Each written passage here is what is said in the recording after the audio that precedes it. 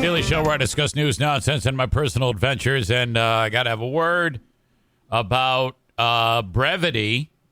It is very important that we start to wrap our minds around. We just don't need all of the labor in conversations. Cut out the details. Two things we need to work on.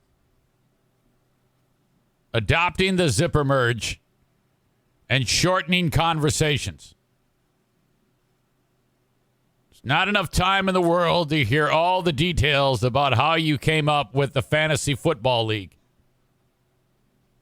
Poor Chris in Minnesota. My God.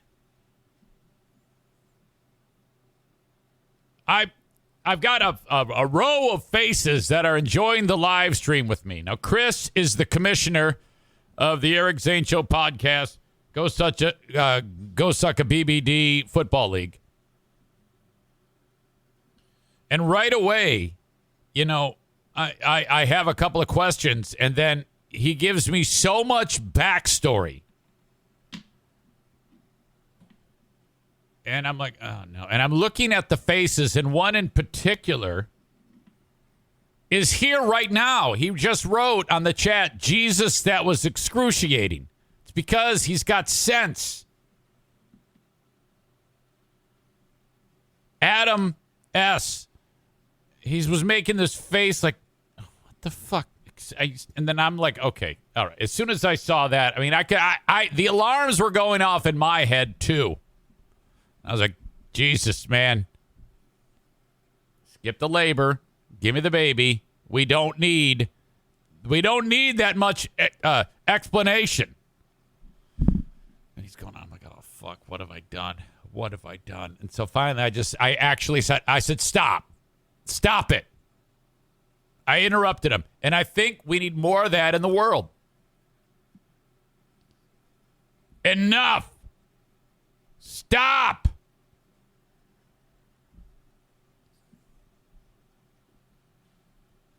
Eric needs to save us by hearing the details and then telling us the main points. Yes.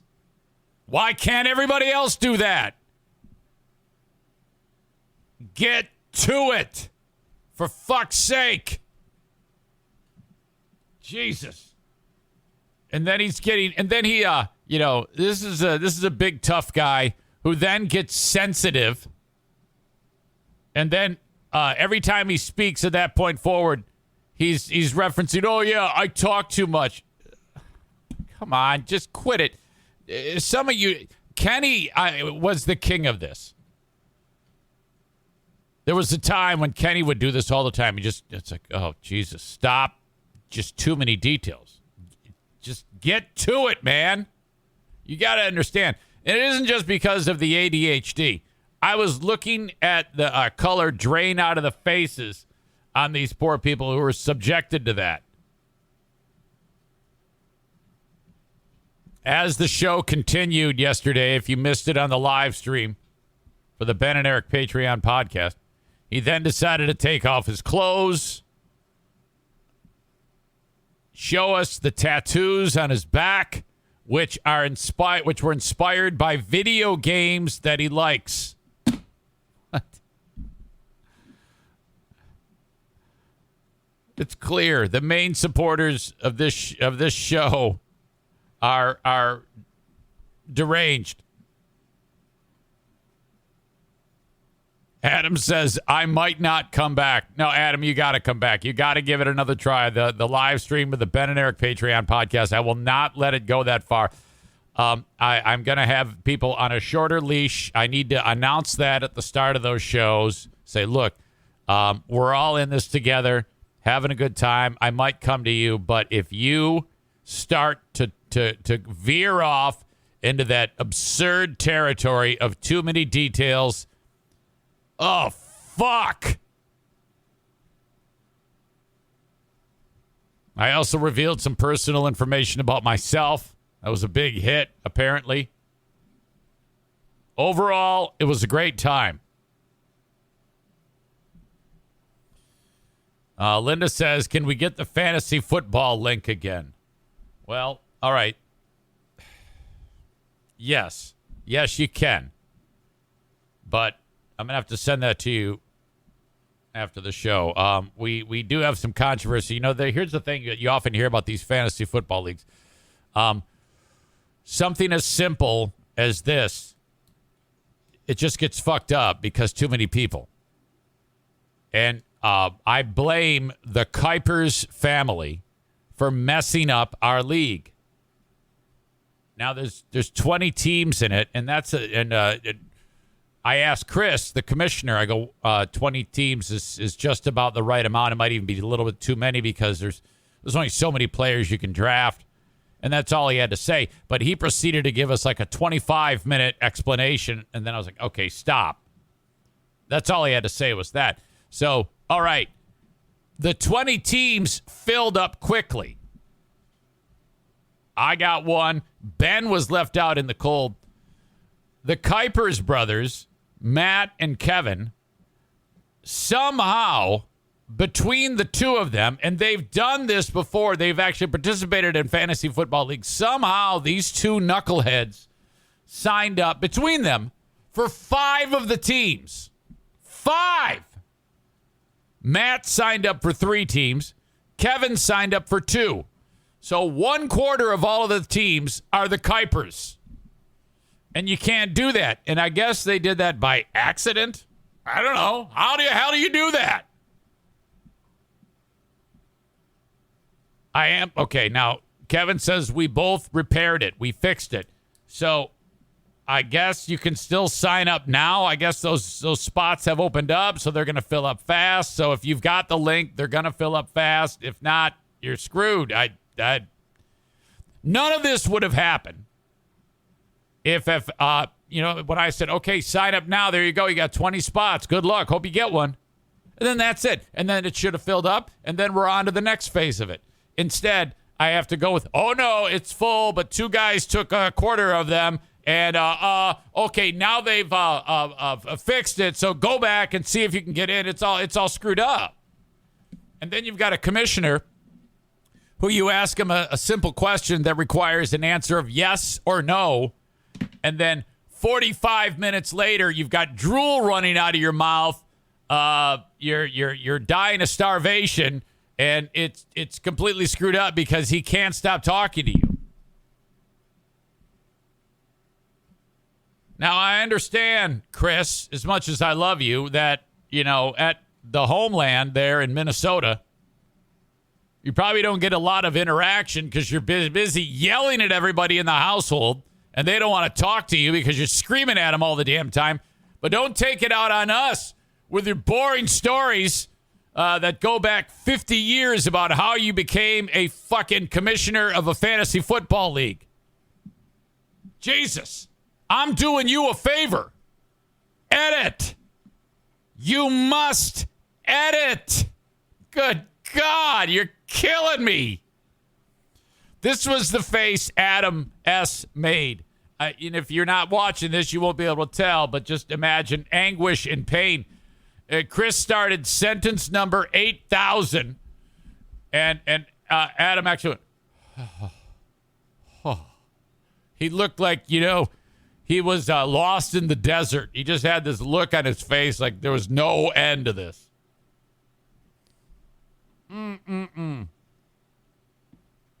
You must be great at your job of pig slaughtering to have survived the interview process.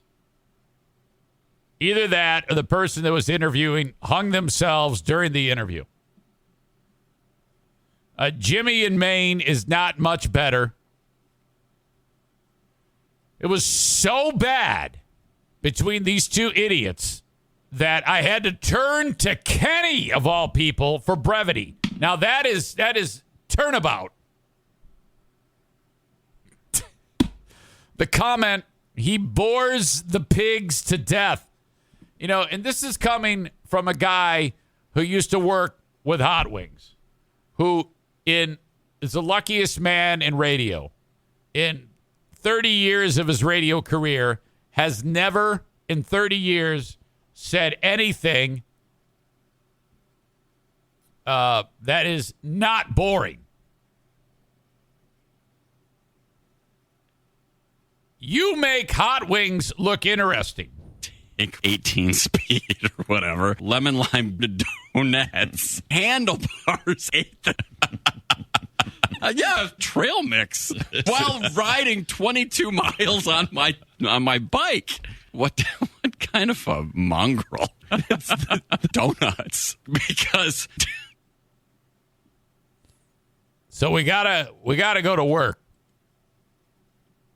We gotta go to work on the self-editing.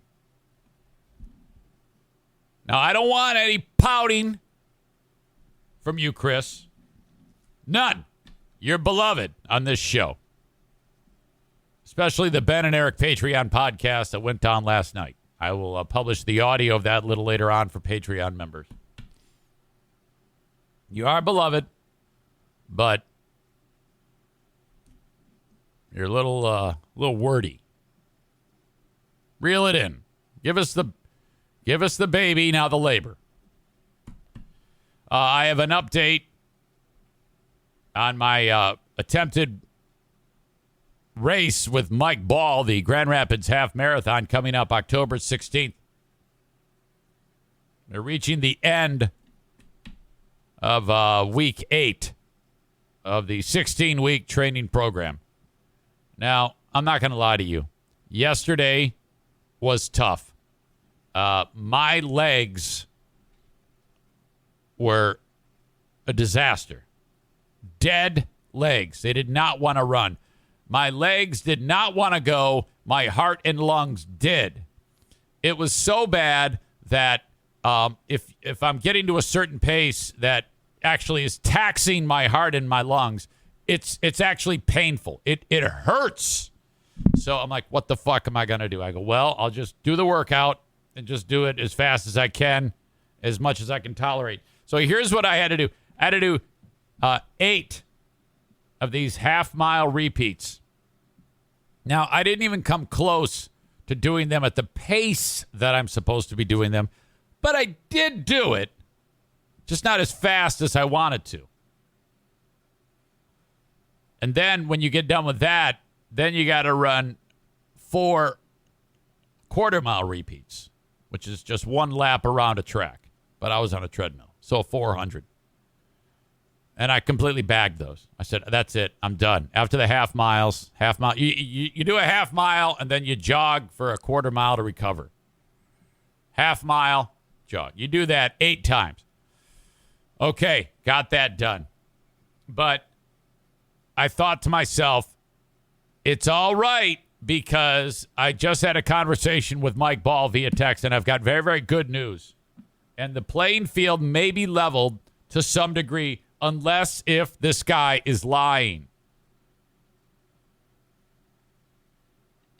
I talked about this on the Ben and Eric Patreon podcast last night, so bear with me if you heard that already.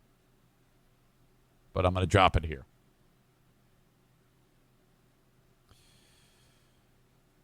Yesterday, 4:04 p.m. I'm still too slow, Mike. He writes, first off, that phone call was freaking hilarious.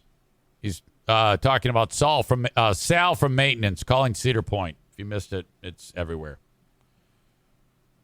Then he says, I'm not much better than you right now. And I don't know how he knows that, but he says, I'm still battling the right knee issue. And I'm like, oh, really? Well, that is excellent news. Your knee is hurting. That makes me happy. And I was supposed to do, it's an event called the Michigan Titanium Ironman last weekend. He was supposed to do that. However, great news. He was diagnosed with COVID. So this is the only time someone I know has gotten COVID, and I pumped my fist. Now, I take it back. There was a few other people that got it, and I pumped my fist. Mike Ball got COVID. And I'm like, yes! He got COVID 10 days ago. He's still struggling to get back at it, so he says. And I wrote, no shit. Oh, man, that sucks. But what I meant to say was, this is great news. Now he is okay, but this is what I needed. I needed this to happen. Yesterday, I guess he was out walking his new dog. He got a new dog. Something Doodle. And he couldn't talk to me because he was out walking. It's like, what? Huh? Yo. Hey, yesterday you couldn't talk because you were walking the dog? No, I had to take the dog out to go to the bathroom, and I had left my phone inside. So. Oh, okay. Yeah, and the dog's doing great? The dog is great. How old is the dog? 12 weeks. Is this a dog that you picked up from like a puppy mill? No, I was a breeder. It was a breeder. It was a breeder. Yeah, and it's a what doodle again? Australian Labradoodle. So it's a mutt. No, it's a purebred. So it's an Australian Shepherd, a Labrador, and a poodle? You just said dummy.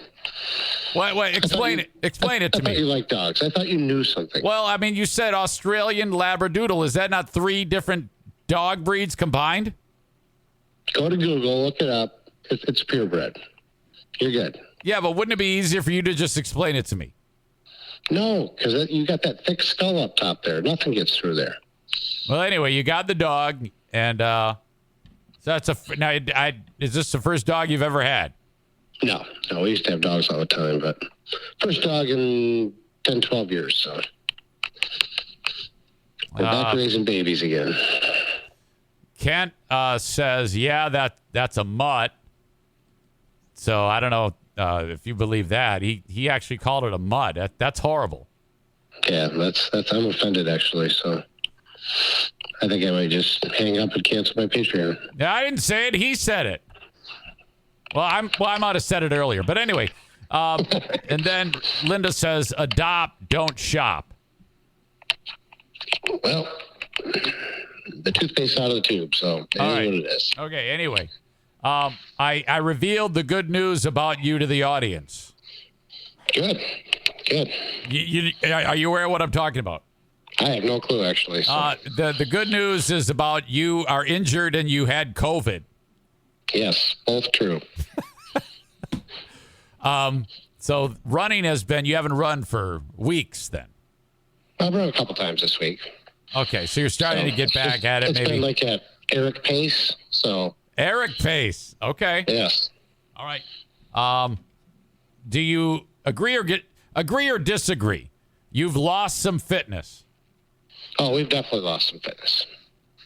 Okay, we have 8 weeks until our race. Just over. Correct. All right. So I just wanted to kind of get a little state of the union from you. And Tyler says if Mike wins, it will be even more embarrassing for Eric. I don't know if it could be more embarrassing than last year. Yeah, that was.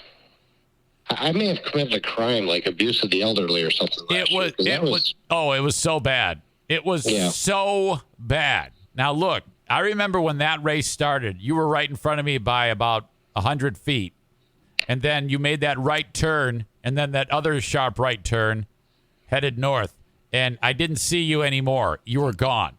I didn't see you for the rest of the race. Yeah, that's true. And finishing the race, that last straightaway, I actually wanted to give up. It was so bad. If it wasn't for you on Facebook embarrassing me, I wouldn't have. I was just going to leave. I was just going to go to my car and leave. We should all watch that video again. That was fun. Okay. Well, I wish you the best. Congrats on the new dog. Yeah. Has the dog started to pee in the house yet? Yeah, that started day one. So. Do you have carpeting? We do have carpeting. So that's what the dog's. It's just completely destroying the house. No, we're working on it. he doesn't have hardly many accidents anymore. But well, it doesn't matter. getting there, If the but- dog pees once, the carpeting is destroyed. It doesn't. Yeah, we're 12 years into that house. We'll be calling Bennett here at some point. So. Okay, so basically the carpeting is just a giant place for the dog to pee. I mean, I've lived this. I know what this is like. You got to rip out everything and put some flooring down. You got to call Bennett. That'll be the plan. Don't worry. All right. Okay, I appreciate you. I don't think anybody's going to change their bet. They're still betting on you for this thing. Is the plan today to deliver Little Debbie's? The plan is not. I'm actually down in Chattanooga this weekend. We have some distributor meetings and but I think I'll get a run in down here though. So you're in a hotel right now. I'm in a hotel room right now. Okay, so the family's back home. You in Chattanooga, Little Debbie, awesome. Yes. Okay, well I appreciate you as always. Yeah. It's good talking to you. I'm glad you liked the Sal and maintenance call. Dude, that might have been the best one ever. That was the fact that the guy didn't catch on that what you were trying to do. And, yeah. Well, that was. He's from Ohio, so I mean, come on. A little bit dumber. Hey, let me ask you this: while I got you, have you been watching that show Hard Knocks? Parts of it. Yeah, I haven't sat down and watched the whole thing yet, but I've seen the Aiden Hutchinson. I've seen the parts of the second one there. So, I'm drinking the Kool-Aid again. Oh, you're all in again? Yeah, I am. Oh God, haven't you learned in your 50 years? Well, I mean, I always drink the Kool-Aid, but when I drink the Kool-Aid, I think they'll win 6 games. That doesn't, that's not exactly great. Oh, they're going to get blown out by 30 week one against Philly. Oh, God. That would be so terrible. Holy shit. You're going to want to jump out your dormer window there. I know it. I'll be so heartbroken. When will I learn? All right. Very good. I will. I'll talk to you down the road. Thank you. Yeah. Okay. Yeah. See it. Mike Ball, who I'm taking on in the Grand Rapids Half Marathon. Wonderful, wonderful soul there. Australian Labradoodle. Daisy, quit. I'm going to throw paper towel at you. Australian Labradoodle. Oh, I hate these dogs. Oh, no. You're like, well, let's see it, Eric.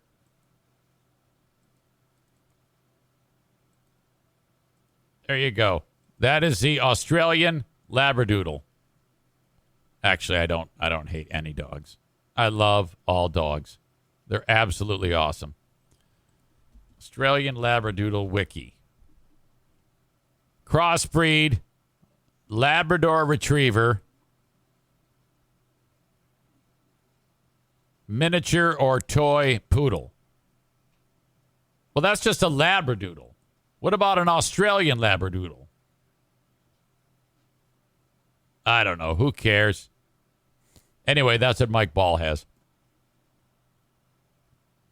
Very good. All right. So for the audience that are enjoying the show on Twitch, you guys stay right there. Facebook, Twitter, YouTube. This is how this works.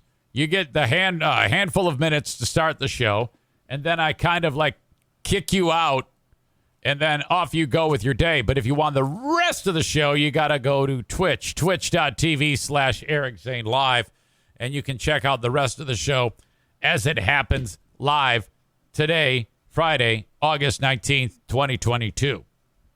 As always, you can download the audio podcast wherever you download shows. Just search my name, and you can listen to the audio on demand and that way. But if you want it live, it is on Twitch. So I'm going to wrap it up, and I will kind of kick you out, send you off on your way, and you have a good one. Or go to twitch.tv/Eric Zane Live, fill out your little username there, and hit the follow button and then the subscribe button, and off you go. You can check out the show as it happens live. Facebook and Twitch brought to you by Irvine's Auto Repair, Grand Rapids Hybrid and EV.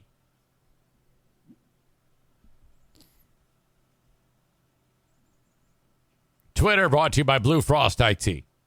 YouTube brought to you by My Policy Shop Insurance, Frank the Tank Fuss. Okay, so here in the great state of Michigan, there's a bit of drama going on with these handful of dudes who are accused of coming up with a plot to kidnap the governor of Michigan. This is all back in response, according to the prosecution, to Whitmer and the pandemic response. Businesses getting shut down, shit like that. So word got around that there was these handful of dudes that were coming up with a plot to kidnap her. And there was an FBI informant there, or a member of the FBI. I don't even know what the hell. I forget. But when this was broken up, however long ago, and then these people arrested, they then held the trial, and two of the guys were acquitted. Some of the guys turned and were, They ratted out the rest of the group. And then there was like a mistrial. So right now they're having another trial for these two dudes. But some of the guys that were acquitted in the first one now, they're trying to restart their lives. They were in jail for quite a long amount of time, like a year and a half, while they were trying to beat the rap. And amazingly, they did beat the rap. So, all right, the retrial is going on right now for Adam Fox and Barry Croft Jr. They've got updated mugshots, these two. The guy on the left, Barry Croft Jr., he had a giant beard in the first one. He looked a little bit more crazy. And Adam Fox looked a little different. It looks like he's actually gained some retardation since this whole thing started now. This mugshot is much less intimidating. He looks a little bit beaten by the jail system as he's been awaiting for this trial to get underway. So audio, check. And video, check.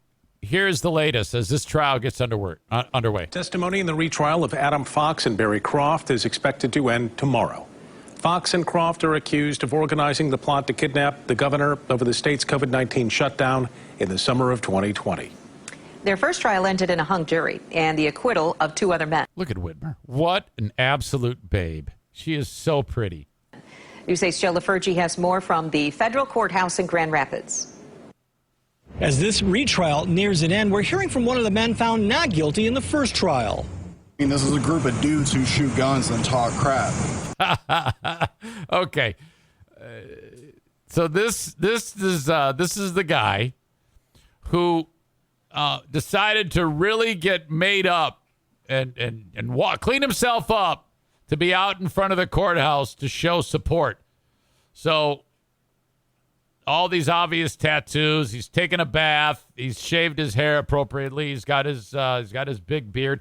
He's taken the gauges out of his ears, which makes it look like he's got vagina. He's destroyed his body, this guy. Of course, this is a guy who would get together, talk crap, and shoot guns. Brandon Caserta should know. He was part of the group. Caserta was one of 13 men arrested in October of 2020, charged in connection with a plot to kidnap Governor Whitmer over the state's COVID-19 lockdown. Caserta was tried along with Adam Fox. Look at these four. Jesus. See what I mean about Adam Fox? He looks a little bit more sinister there compared to what he looks like now. Now he's a little more dopey. Fox, Barry Croft, and Daniel Harris this spring. The jury found Caserta and Harris not guilty. They couldn't agree on a verdict for Fox and Croft, who the government claims led the effort. Government lawyers asked for a retrial. I think it's sad, I think it's ridiculous that the government's still going to try to...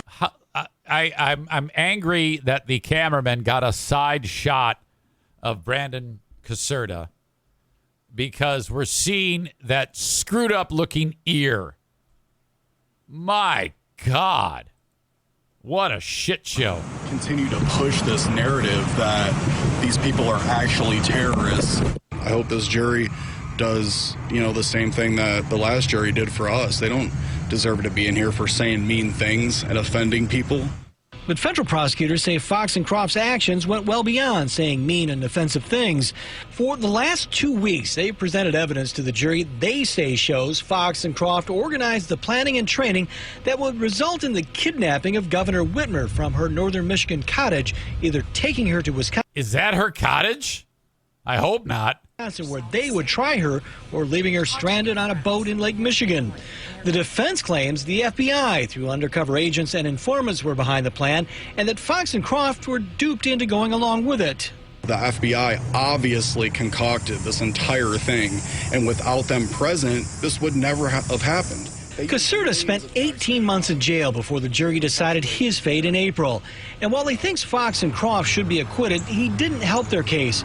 Caserta was subpoenaed to testify for the defense, but instead pled the Fifth Amendment earlier this week. Okay, so you'll stand in front of the courthouse and say that obviously they should be acquitted. Your friends asked you for help in their own trial, and you said, no, I'm taking the Fifth. Why? While Caserta was clear of federal charges, there were concerns his testimony could incriminate him in pending state cases involving the kidnapping. What? You didn't do anything. Why would you be worried about that? If all you already were acquitted on federal charges. Your friends are facing those federal charges. You have the ability under oath to help get them off, and you've already been acquitted on federal charges. Why wouldn't you be acquitted on state charges? No. Just to be safe, I'm not going to help those guys. What? Caserta has been a free man since April 8th, which was also his birthday. He says he's not giving up his anti-government views, but he's not looking over his shoulder. This guy's an idiot. And all of these anti-government scum are idiots. I hate anti-government people. First of all, because they look like this asshole. Second of all, because they're anti-government scum. Everything was taken from me. My entire life was just taken from beneath me, and I'm still trying to build that back up. But it's happening. Things are moving forward. Oh yeah, I'm sure you're gonna have a great job. Piece of shit. I'm sure the FBI is still going to continue to watch me. Good, they should. But I would. It doesn't change my beliefs. The defense is expected to wrap up their case tomorrow with closing arguments set for Monday, and after that, it goes to the jury. In Grand Rapids, Joe LaFurgey, News 8. Oh God, I hope they're convicted. We need less of these people on the street. Because, when things like Mar-a-Lago happen, guys like this are the ones that are going to attack federal buildings and FBI complexes, shit like that. This guy is lying to our ears. Yes. Kyle says these guys are too stupid to understand what's going on. Okay. I'm confused. Is Soaked in Bleach Stevie or is Hissy Fit Stevie? Or are they both Stevie? I lose track. Tyler says, maybe Stevie says both are me. Why do you have two? Are you like a lurker? Tyler says, well, maybe next time he wants to play make-believe Patriots with his buddies, he will think twice. Yeah, I cannot stand these assholes. And they think because they listen to Sean Hannity that they've got all their talking points down, and they act like they're free thinkers. So they're patriotic, but they're not. They're just believing the same bullshit that the other one spews to them. Dirty Donut Ray says he looks like a Zaniac. Yeah, former Zaniac. Yes, that's true.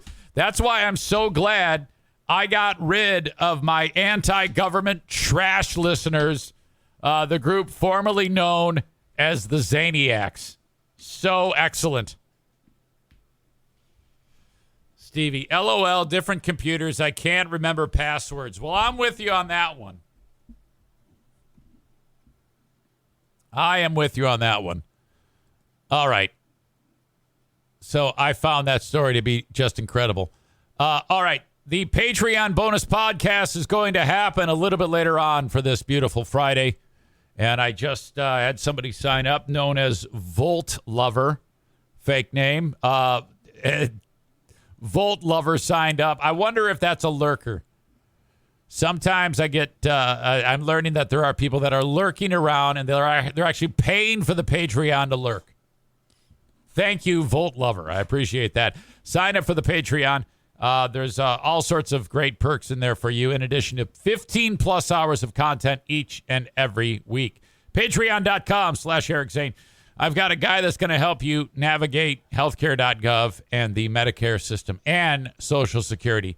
My policy shop insurance, that is Frank Fuss. So if you're unemployed, in between jobs, or your employer does not offer healthcare, this is what you need to do.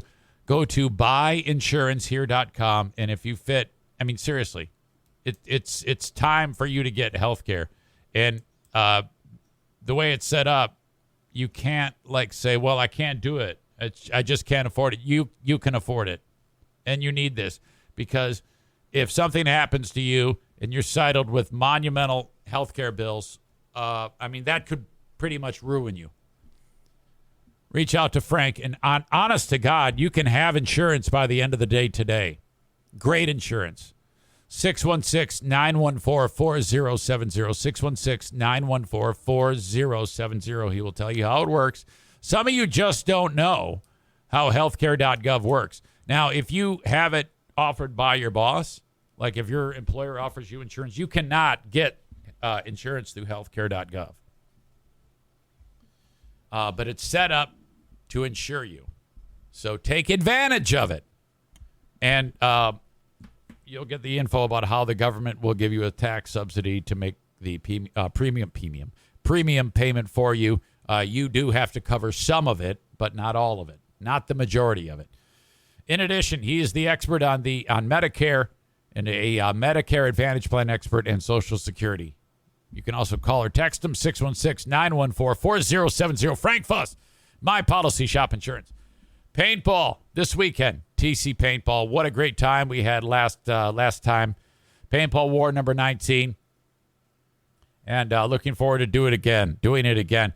You can make arrangements, like an appointment, a paintball date, if you will, for this weekend if you reach out to TC Paintball. Otherwise, drop in during the week. Little League and Ladies' Day is Wednesday. TCPaintballGR.com. You're going to get hooked when you start playing, and you'll hey, I want to buy my own paintball gun. And they are fully stocked with all the different choices you need. And you can try them out right there. Great stuff. TC Paintball, thank you. Comedy this weekend, Full House Comedy. If you want to go see a comedy show, see who's appearing, fullhousecomedy.com.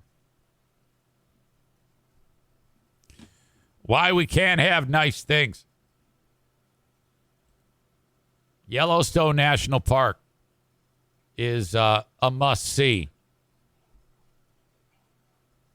If at some point you're like, boy, I want to do something different, I want to take a trip, go there. It's incredible. You're going to see just about everything you can possibly see. Wildlife, geothermal activity. You're going to see a wildfire. You're going to see the thing, because especially in the summer months, if you're driving through there, you'll see on the hillside, it's just burning. And people are like, no big deal. That one's no big deal. When we were driving through there, I was like, there's wildfires everywhere. That's like a regular thing now. That's like part of the allure. Come to Yellowstone, see a wildfire.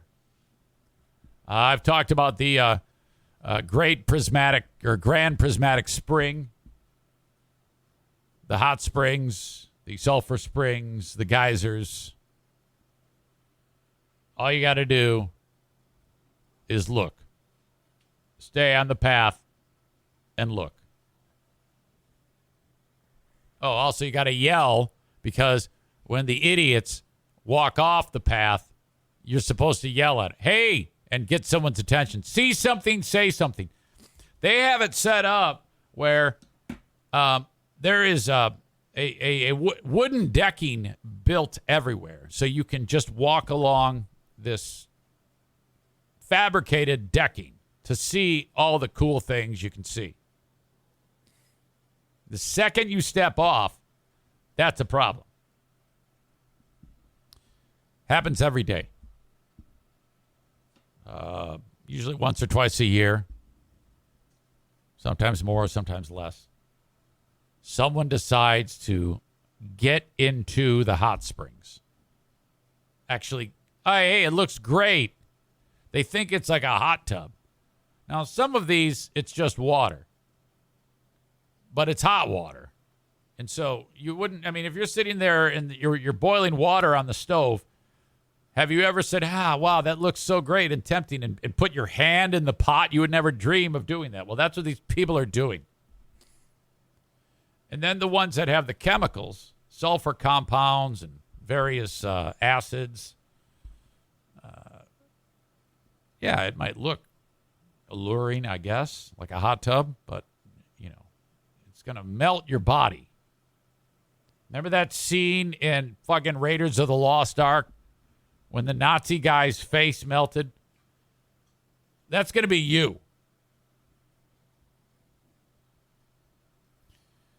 Yellowstone National Park officials are investigating as a park employee was walking along, looking left and right, and notices a shoe floating in the hot spring in the southern part of the park with a foot in the shoe. So he's like, oh, God, someone's shoe is in there. And he gets a stick and he's fishing for it. And he gets it and he gets a hold of it and pulls it back in and sets it down on the little deck there. And there's a foot inside, actually a part of a foot. My God. This was at the Abyss Pool. It's called the Abyss Pool. Why would you? Seriously. That led to the temporary closure of the West Thumb Geyser Basin and its parking lot. So you had all these people coming from all different parts of the United States. They travel from far away, and all they want to do is follow the rules, buy some shit in the gift shop. You got to get the magnet. You got to get the overpriced book and the T-shirt and the coffee mug and the koozie. Hey, when we're done, let's go see the Abyss Pool. All right, sounds great. Oh, no, hang on. We can't. Why? Well, because someone's shoe with a foot was found inside of it. So everybody has to go home. Y'all got to get out of here. What a bunch of assholes. This is why, when it comes to our national parks, why we can't have nice things. Everybody is an idiot.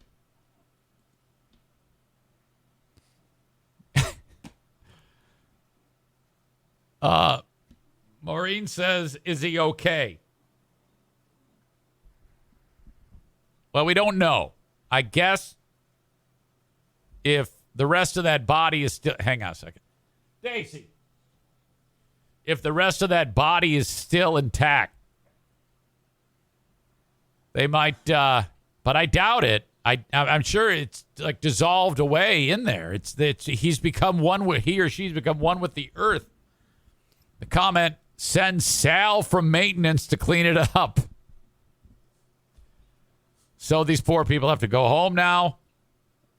Jesus, the park did not have any other info about the investigation to make public as of yesterday. So that's it. They found a foot. Abyss Pool. Temperatures reach about 140 degrees Fahrenheit. In such hot springs, superheated water cools as it reaches the surface. It sinks and is replaced by hotter water from below.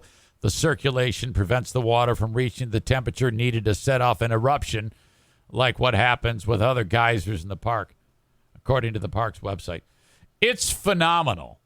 I'm going to tell you. I've been there twice. And there's right where Old Faithful is, there's other geysers there too. And there's one in particular, I think it's called the Beehive. And it's even more astounding than Old Faithful. I mean, it shoots higher. It's more intense. It goes longer. It sounds like I'm describing an orgasm. But it's true. But the thing about Beehive is it's not as like Old Faithful. You can count on it firing off at this amount of time every single time. They've got it down.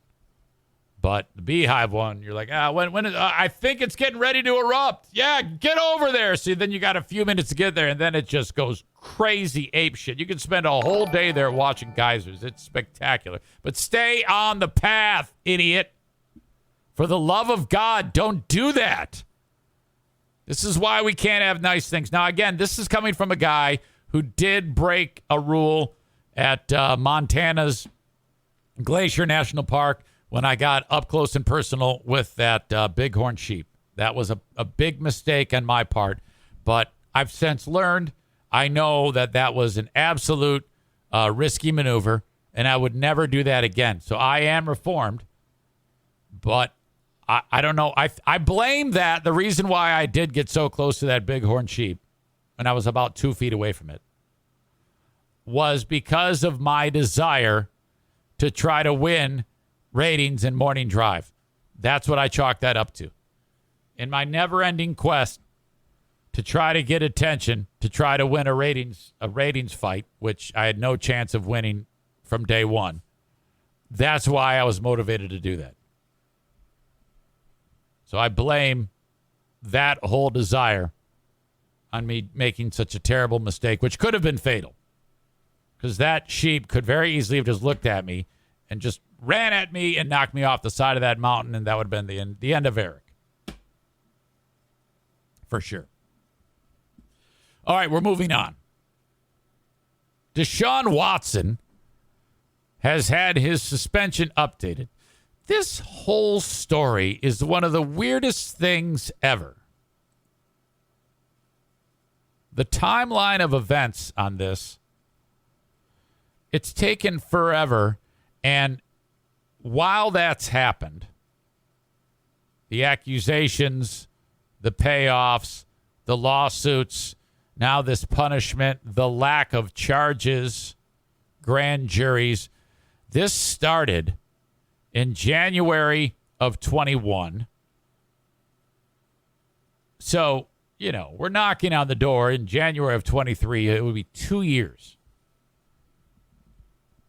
In that time, a football team, despite knowing all of this shit circulating around, made a hard, in fact, several teams wanted to get this guy as their quarterback, despite knowing all of these accusations. And just about the time that you think that the Detroit Lions are the laughing stock of the NFL, the Cleveland Browns wrestle that mantle from them.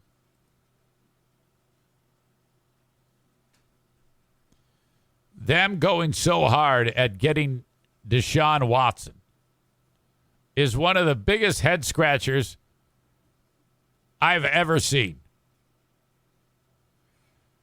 He will not play. He's going to miss 11 games now. And he's not admitting any guilt or anything like that. God.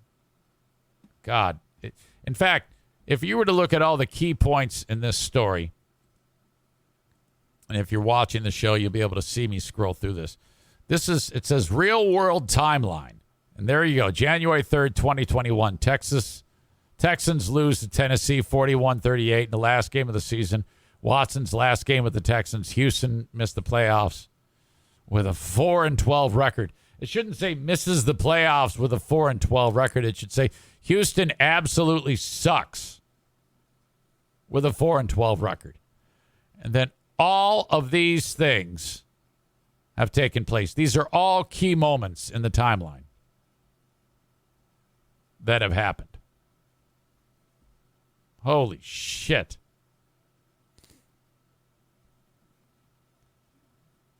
The latest is now the NFL and Players Association finalized a settlement agreement in Watson's disciplinary process.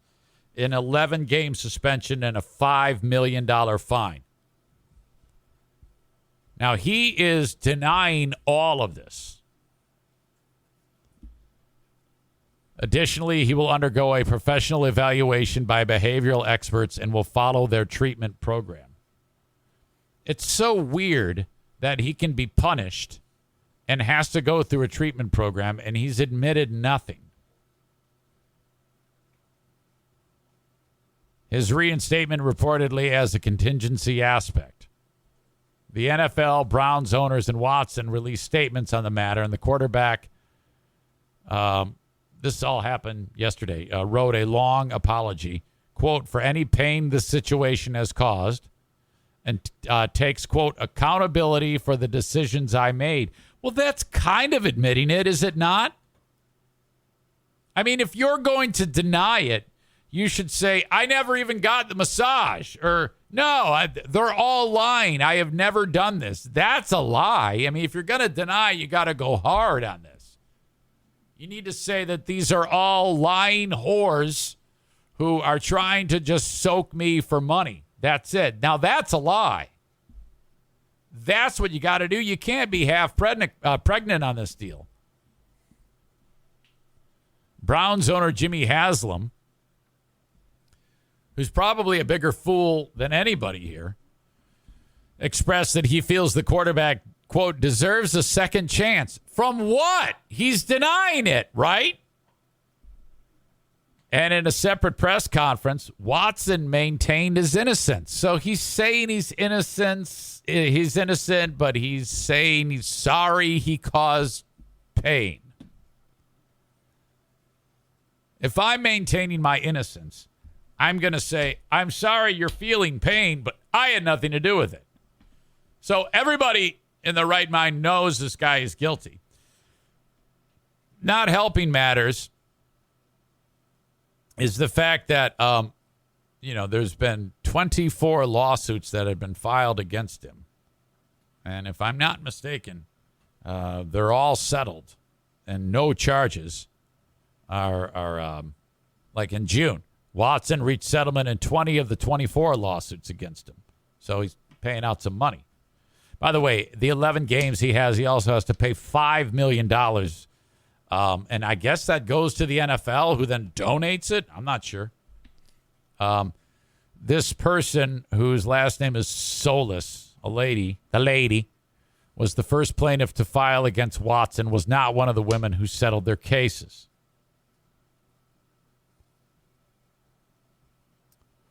One of the Watson plaintiffs, another one, filed a lawsuit against the Texans saying that the organization enabled the quarterback's behavior.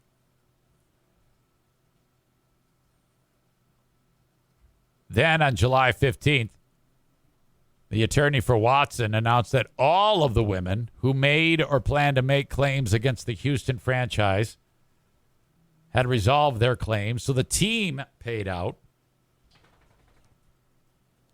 Deshaun Watson, July 22nd, reported to Browns training camp. So now I'm kind of glossing over this as we speak. There's also no criminal charges that are going to be levied against him. There was 2 grand juries that decided that, and that's weird to me. So what's going on here? Why not? Now, in today's day and age, you're hearing more and more about prosecutors not wanting to charge because they're afraid that the circus that will ensue will make them look bad, and that is an elected position to be a prosecuting attorney. So you hear about that all the time. I think 100% that this scumbag did this. 11 games, $5 million. But if you're the Cleveland Browns, Jesus, you made such a hard push for this guy. Why would you do that? And it's not like this guy is the second coming of Peyton Manning. I mean, he's all right. He's pretty good. But, I mean, even if he was as good as like the best quarterback ever, if he's the next Tom Brady, I don't know why I didn't say Tom Brady the first time I spoke. I said Peyton Manning.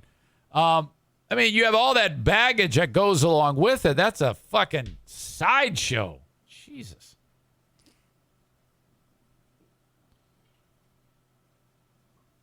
Kenny says that's because it's the Browns. My God. Just a mess. Hang on a second here. Daisy, what are you doing? That dog makes the grossest noises with her mouth. I can't take it. It pushes me over the edge every time. You've seen me freak out. All right, moving on. The Milwaukee Brewers baseball team, they have a tradition. What they do is when the team hits a home run, the mascot is a guy by the name of Bernie Brewer. It's basically a drunk that looks like a cartoon character with the giant mustache. He looks like a typical resident of Wisconsin. Bernie Brewer is the mascot. And when there's a home run hit, you see in this picture, he goes down this stupid slide. Hey, there you go. So he's kind of got to be ready the whole game. What a terrible job. You got to stay up in this stupid Bernie Brewer house. And whenever there's a home run, he goes down the slide, and then that's it. If I remember correctly, I thought he would go into a big, a tall glass of beer. But they might have taken that away because everybody's woke now. Maybe at the last stadium. And is this a new stadium? I have no idea. They might have taken that out. But the idiot goes down the slide. So the Dodgers broadcasters, they came to town. The Dodgers taking on the Milwaukee Brewers. And the on-field reporter for the Dodgers is a guy by the name of David Vassig.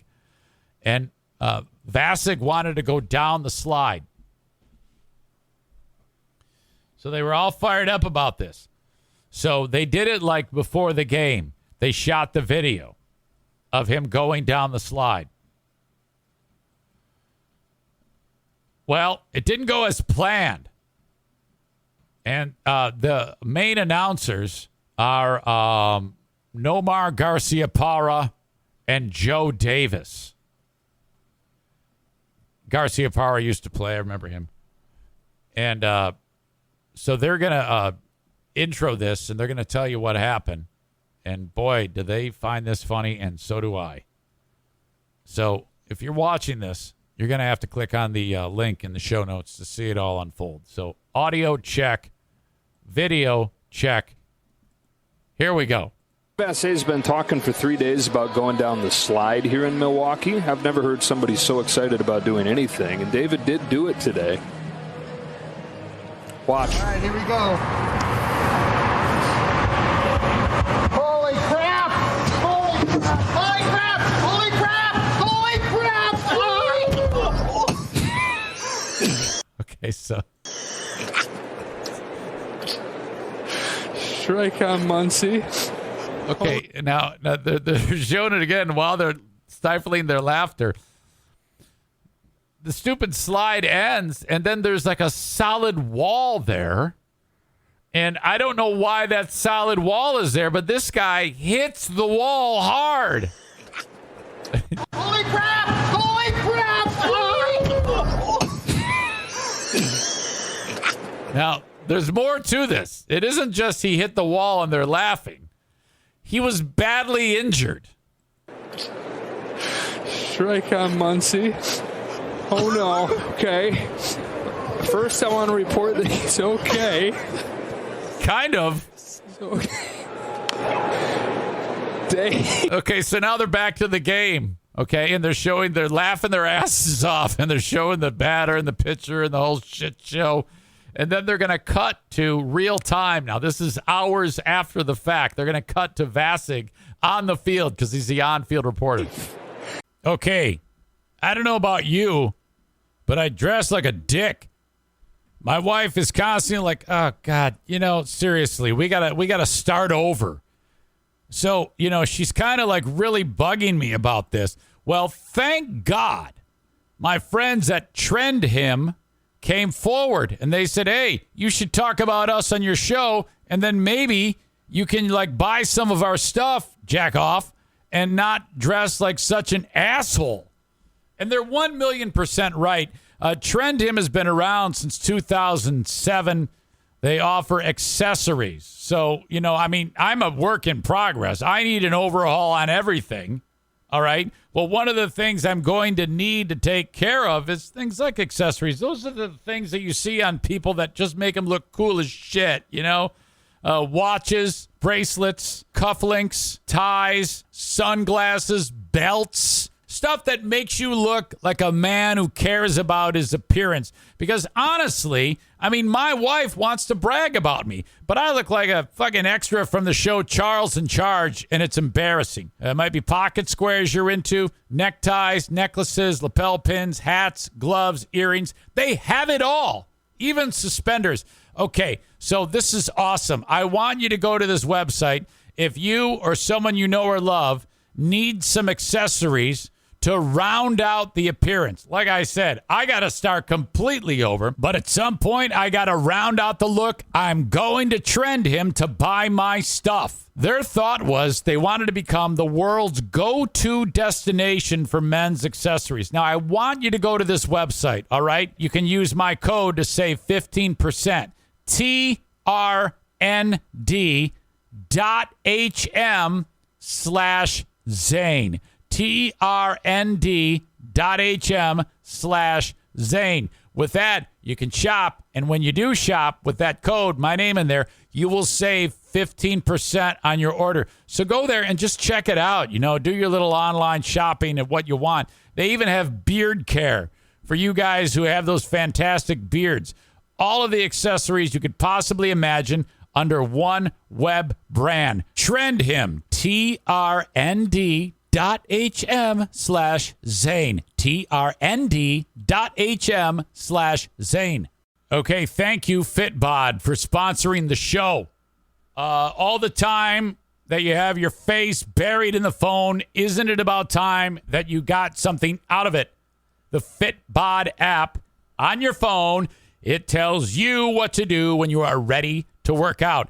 Okay, you've made a decision. You finally want to do something. The Fitbod app has everything you need. If you're working out at home, at the gym, with weights, no weights, doesn't matter. This thing is going to get you in shape on a cardiovascular level, heart and lungs, strength, your muscles, your endurance, all of that stuff, and it's going to be fun. You're going to love it. It tracks your fitness, tells you about the goals, how close you are to them, and it modifies itself and the workouts for you based on how you're doing. How? I have no idea. It's that $10,000 word that everybody uses nowadays called algorithm, but this is what I want you to do. This whole thing is free for you to try out, okay? You can try it free at fitbod.me/Zane. Now, if you do fitbod.com, you're going to wreck everything. So don't do that, and listen to me for once in your life. Try this for free, fitbod.me/Zane. See for yourself how awesome this is, and my gosh, you're going to get the workouts. Stick with it, okay? Rome wasn't built in a day. You're going to get this done, and I believe in you. You can also get 25% off of your subscription and try out the app for free when you sign up now at fitbod.me/Zane. One more time, 25% off your subscription or try it free at fitbod.me/Zane. Now get after it. Hi, guys. He's got a broken arm. Hey, I do my own stunts, Tom Cruise style. I try to play it up Shaqtin' the Fool style, and you're looking at the fool, but... Okay. Not only that, so his right arm is in a cast. He broke his arm. Because you could see it kind of went behind him. You see that? His arm broke. And he broke 6 ribs. Holy shit. Holy crap! Holy crap! Holy crap! Holy crap! Holy crap! I can't believe that did that much damage. He didn't hit it that hard. I mean, it's kind of silly that it's set up that they have the wall there, but these guys cracking up at him. I love that. Strike on Muncie. Oh, no. Okay. First, I want to report that he's okay. He's okay. Dave. Hi, guys. The fact I do my own stunts. that is something. Okay, but they're not done having fun with this guy. Here's the dude working. Then, as you see, this is the mascot I was telling you about. This is the guy, the Bernie Brewer dude. And 0 days since last incident. That's funny.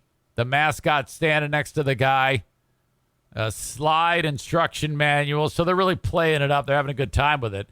Yeah, they're not going to be having a good time when Vasek sues him. I don't know. Did he... that's the question that the owner of the Brewers has. Did he sign the waiver? This could be one of the best things that's ever happened to Vasek. Even if he doesn't sue for millions, and he should, this is good for the career. I mean, we're talking about him. And I'm not talking, not because I'm talking about him. I mean, who cares about me? Other people are talking about him. Cole refers to him as a pussy and soft as fuck. Well, I mean, I don't know. I mean, maybe it was obviously the way he stopped. He doesn't know what the fuck he's doing. But, so yeah, busted arm on the guy. He's playing it up. That's the way you got to roll with these things. That's good. I like the baseball players laughing in his face. All right. Congrats on the advancement in your career. That's good for business. Now get to suing. Daisy, I'm warning you. What? What did I do? This damn dog. I swear to God. I think she has to take a dump. She just burped.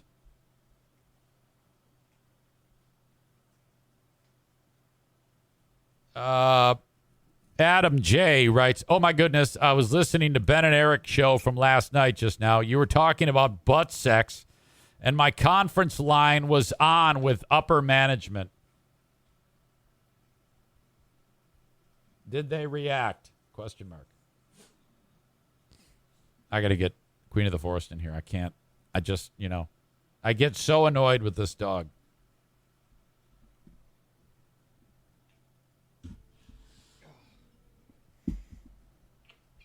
Hello? One of them is farting. I think it's Daisy. And she's making these horrible noises with her mouth. Okay. I can't take it. I've got 55 more minutes of doing this show. And she's at my feet making gross mouth noises. Like licking or if she's, snoring? No, it's not snoring. She's either licking the couch, licking her paws, licking her own face, being gross, farting, and it's bugging me. I can't. It's really getting on my nerves. How do you know that it's Daisy farting? I don't, but the mouth noises that's enough. Okay. So can you come get her? Yeah, I'll come get her, but I have to leave. So what do I just leave her down here? No. Well, when do you leave? My appointment's at 10, so I got to leave at 9:45. Don't even worry about it then. Don't even worry about it. I'll just put up with it. I swear to God, I can't take it. Well, just smack her on the head. No, I don't want to do that. People get so pissed at me if I do that. All right. All right. Okay. Anything I need to know? What's going on this weekend? Is there someplace I have to be? On Saturday, yeah. What? Remember, well. I'm booked. I have Berlin Raceway on Saturday. Well, I told you about this about a month ago, so. What is it? I can't say it because it's someone might hear that can't hear. Can you text me? Because I have this booked. I have to be there. Okay, I'll text you. Bye. So basically just text me the thing that I can't go to. Bye. The only way I could is if Berlin gets rained out. Well, it's supposed to rain all day Saturday, so. And storms Saturday night. Really? Yeah, there's like a 70% chance of thunderstorms on Saturday Another night. shitty weekend, huh? Yeah. All weekend it's supposed to rain, except for today. I cannot remember what the hell it is you're talking about. Can you give me a hint that maybe only I would know?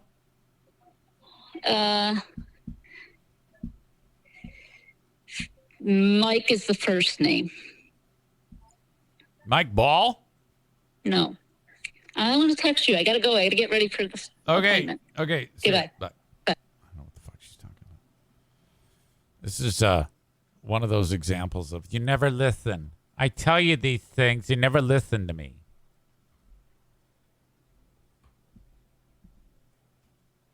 Hold on. Daisy. Fuck out of here. Get. Beat it.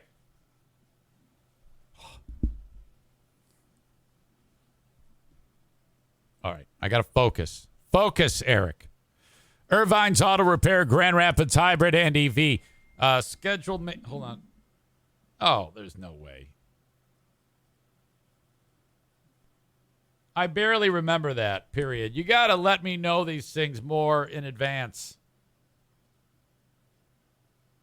No, that's not true. She did let me know in advance. Let me rephrase that. You got to give me reminders. Period. She's going to hate that I said that to her. All right. Yeah, I can't do it. Unless if it rains. If it rains, then I can do it. Hopefully it'll rain then. No, I don't want it to rain because I want to go see the races at Berlin, you know. All right. Irvine's Auto Repair, Grand Rapids Hybrid and EV. My God, love them so much. For scheduled maintenance, this is where you take your cars. If you listen to this show and you like the show, you got to support the sponsors because if that ever stops, well, then I'm screwed. No more podcast. Hey, what are you? Go sell homes or something. But for nearly 4 years, I've been doing it this way, and it seems to be going along just fine. So thank you. That's because of all of you supporting the sponsors. Irvine's Auto Repair, Grand Rapids Hybrid and EV. Family-owned, veteran-owned, lady-owned. In the middle of Grand Rapids, 44th Street, just a few blocks east of US 131. Reach out to them. Go to their website, irvines.com, for more information. ervines.com. I got an HVAC specialist, A&E Heating and Cooling. If you have any maintenance that needs to be done, scheduled maintenance, tune-up for your AC or your furnace, maybe you're getting a new furnace or AC unit installed, call upon A&E Heating and Cooling. Just make them part of the process of you getting estimates from people. They will beat the other ones that you're getting the estimates from. If they don't, let them know. Say, hey, Eric Zane says you're going to beat this, and they should do it. 616-516-8579, installing the best furnaces and air conditioners known to man, the Comfort Maker. Off you go, 616-516-8579. Also, thanks to the Kent County Health Department.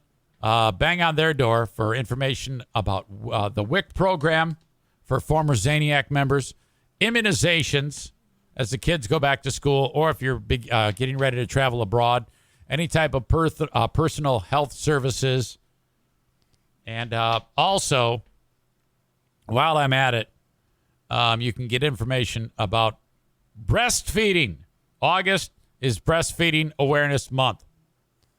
Thank you so much to the Kent County Health Department, accesskent.com/health. Okay, I actually am going to take a quick break. I got to get Daisy out of here. I am this is shifting on the fly. The farts are too bad. Don't go anywhere. Oh, boy. I will be back. Ah, fuck. That was terrible. Man. Cannot handle it. All right. Just saw this story show up.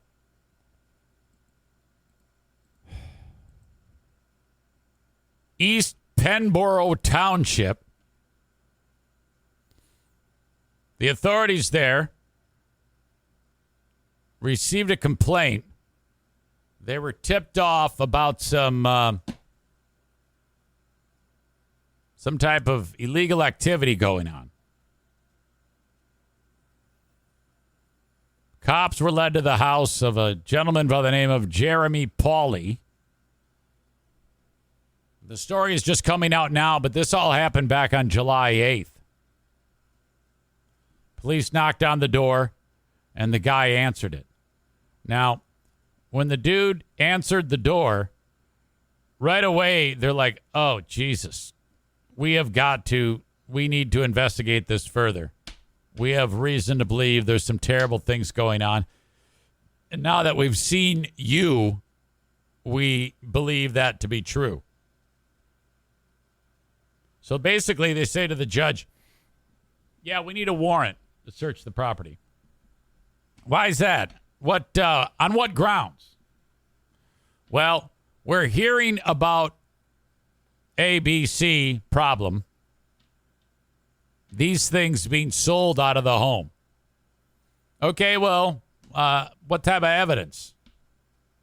Before I sign this search warrant. And then the cops hold up a picture of the guy. And the judge goes, oh, Jesus Christ. Yeah, sign it.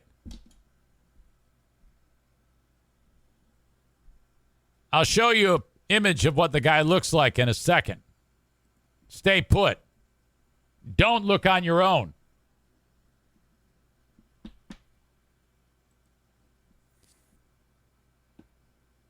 Police went into the home. Jeremy Pauley had 3 real full skeletons, 15 to 20 human skulls, and buckets containing 15 gallons of human remains and organs such as livers, brains, kidneys, etc. Etc. I don't need etc. Tell me what else. Were there dicks in there? Livers, brains, kidneys, and dicks? The documents state Pauley was found to have purchased these human body parts via Facebook from some lady in Arkansas named Candace Scott.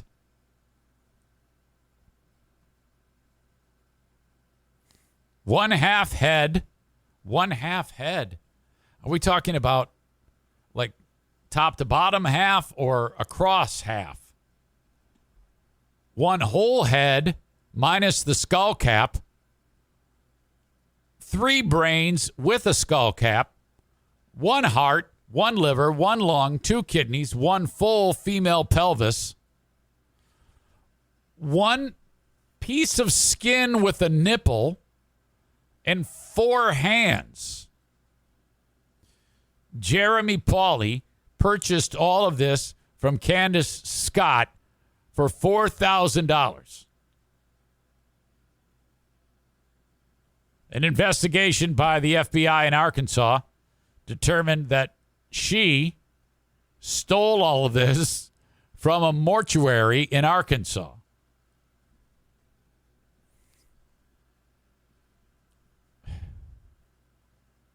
So many questions. I don't even know where to begin. Authorities say that Pauley had admitted to purchasing 2 shipments of body parts from Scott, stating that he was a collector of oddities, like Adam the Odd, and that the human parts were purchased through legal means. Police also say that they were able to determine that those human remains were then being sold by Pauley for monetary gain. So he's like flipping the body parts. That's what everybody does these days. There's reality shows for everything. Flip this car. Flip this house. Flip this kidney. They were tracking down that this dude, Jeremy Pauley, was sending this stuff off. Human remains sent to Enola, Arkansas, Scranton, PA. After a shipment of remains from Pauley was intercepted by USPS Scranton agents. So he's getting the shit and then like flipping it and selling it off to people. Pauly was arrested and released on a $50,000 bond on August 18th on the charges of abuse of a corpse, receiving stolen property, and dealing in proceeds of unlawful activity. You know, these are people that walk amongst us, these defective people. Now, Jeremy Pauly's vote, at least it was till this felony occurred, which he's going to be convicted of, counted for as much as yours and mine. That's what's staggering. He's got the same rights as you and I, and he shouldn't. Now, I haven't even gotten to the best part of this story. The pictures.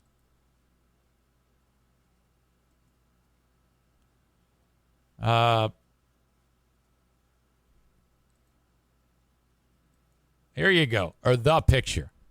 This is Jeremy Pauly, his mugshot. That, of course, the guy collecting body parts and reselling them has had spikes implanted to the top of his head. Of course, he's got shit in his lip. Of course, one of his eyes, the white part, is tattooed black. And of course, one half of his face is completely tatted up. Oh my God. Look at this. Of course, he's got gauges in his fucking ears. This is the second guy we've featured on the show today who's had gauges in his ears. The first guy somehow beat the rap of trying to kidnap the governor. And now the second guy is accused of selling body parts online. Ladies, if you encounter someone with shit in their face or gauges in their ears or tattoos on their face or on their neck or their eyes are tattooed, will you please, or shit spikes coming out of their fucking head, will you please do not have sex with them? Because if you do, you might actually give birth to a fucking weirdo like this asshole, and then we're set, the next generation of Zaniacs is born. We cannot have this anymore. Please, ladies, do not have sex with these men. This is an impassioned push. Stay away. Oh, my God. If you are listening to the audio podcast, you must see this. Oh, my God. Wow. Hopefully we'll get some follow-up on that. Okay, moving on. If you're a fan of the film Jurassic Park, you know how that whole thing went. They got the DNA, they made the dinosaurs, and then you've got terrific, or read the book, I guess. Who wrote that? Is it Michael Crichton? Is that right? Okay, that's a terrific plot. But that's actually happening now. We have the capability to actually make shit like that happen. And I read that in 2027, there is an investment group or a company or whatever that is planning on trying to reintroduce the woolly mammoth.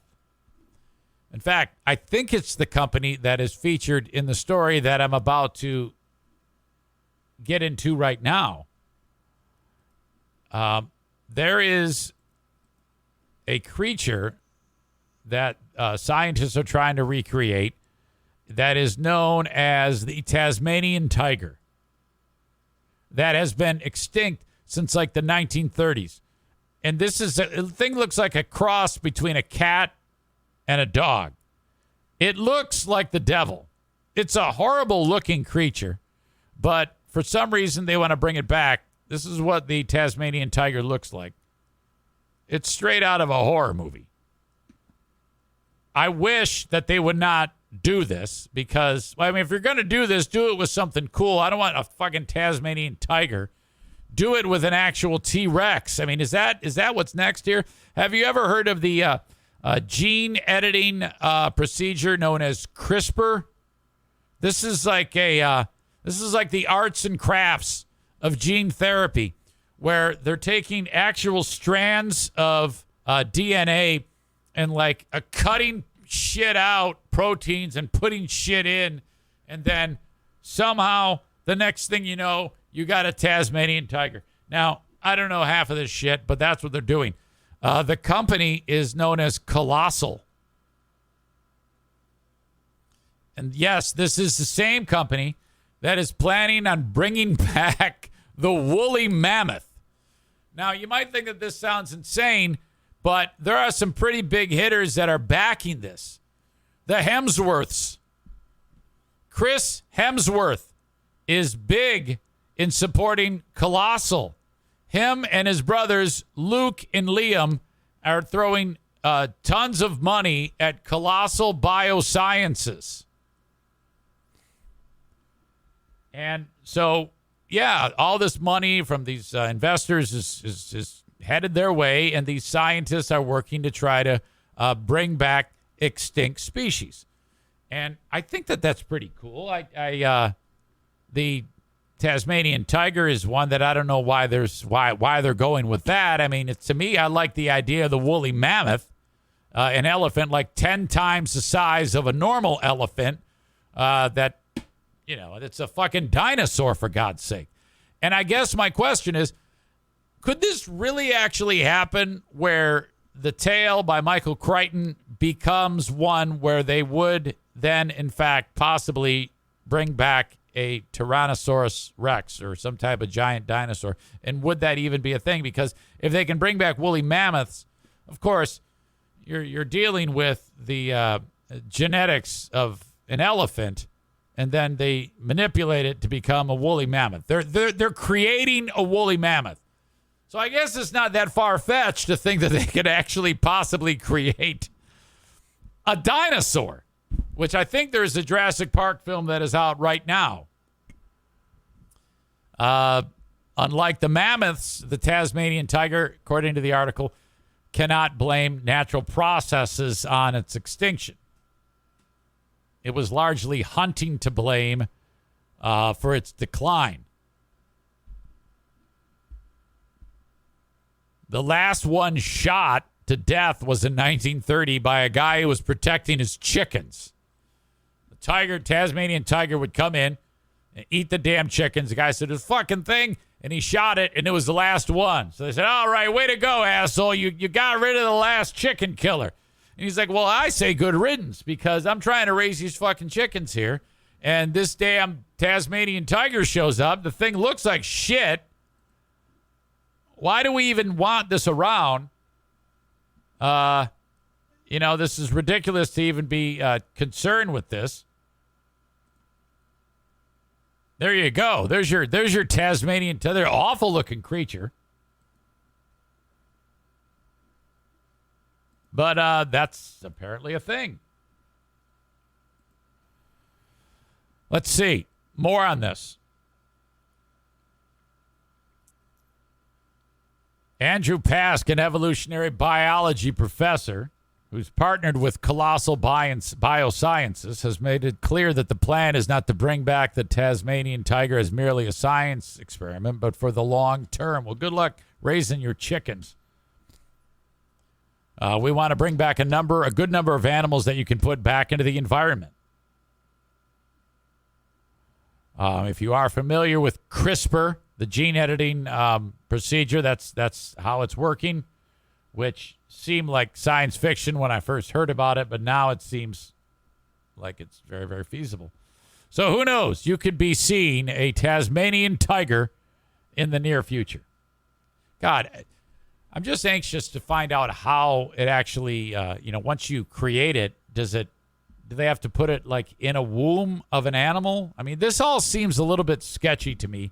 Like isn't there some type of ethical problem with doing this? The science community does say potential ethical implications. What if animals like the Tasmanian tiger are brought back just to go extinct again?